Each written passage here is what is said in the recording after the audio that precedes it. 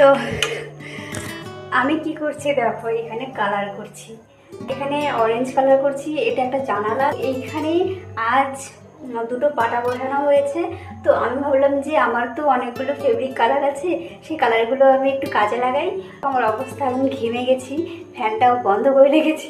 তোমরা তো দেখতে পাচ্ছ আমি কেমন ঘেমেছি গরমে।